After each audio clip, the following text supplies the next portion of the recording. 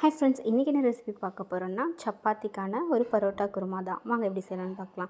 இதுக்கு அரைக்கிறதுக்கான மசாலா பார்த்திங்கன்னா பட்டை, கிராம்பு, ஏலக்காய், சோம்பு, கொஞ்சமாக கசகசா, மிளகு கொஞ்சமாக, சின்ன வெங்காயம் நிறையவே ஆட் பண்ணிக்கோங்க. தேங்காயும் கொஞ்சம் அதிகமாக ஆட் பண்ணிக்கோங்க. ஒரே ஒரு மீடியம் சைஸ் தக்காளி மட்டும் போட்டு ஃபைன் பேஸ்ட்டாக அரைச்சி எடுத்துக்கோங்க.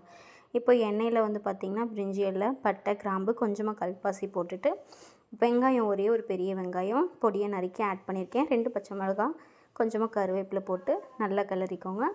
இப்போ தக்காளி ஆட் பண்ணி அதுவும் நல்லா வதங்கணும். நல்லா வதங்கினதுக்கப்புறம் பார்த்திங்கன்னா பரோட்டா குருமாவுக்கு தேவையான காய்கறி எல்லாம் நீங்கள் ஆட் பண்ணிக்கலாம். வெஜ் குருமானால நீங்கள் பட்டாணி இது எல்லாமே அடிஷ்னலாக வேணால் போட்டுக்கலாம். நான் பட்டாணி போடல. உருளைக்கிழங்கு, கேரட், பீன்ஸ் ஆட் பண்ணியிருக்கேன். காலிஃப்ளவர், பட்டாணி அடிஷ்னலாக போட்டிங்கன்னா இன்னுமே நல்லாயிருக்கும் டேஸ்ட்டு. இப்போ இதெல்லாம் போட்டு நல்லா வதக்கிட்டு கொஞ்சமாக புதினா அண்ட் கொத்தமல்லி அதுலேயே காயிலேயே போட்டு வதக்கிக்கோங்க. தென் அரைச்சி வச்ச ஃபைன் பேஸ்ட்டையும் நீங்கள் இதுலேயே மிக்ஸ் பண்ணிவிட்டு காரத்துக்கு ஏற்ற அளவுக்கு மிளகாய்த்தூள், கொத்தமல்லி தூள் 1 ஸ்பூன், கரம் மசாலா 1 ஸ்பூன், மஞ்சத்தூள், இவ்வளோ தான் உங்கள் மசாலா. இது எல்லாமே நல்லா மிக்ஸ் பண்ணிக்கோங்க. இப்போ ப்ரெஷர் குக்கரில் ஒரு 2 to 3 விசில் விட்டு எடுத்துக்கோங்க. நல்லா hotel style parotta kurma ready. Try பண்ணி பாருங்கள். டேஸ்ட் ரொம்ப நல்லாயிருக்கும். மை ஃபேவரட்டும் கூட இது. அடிக்கடி நான் ட்ரை பண்ணுவேன்.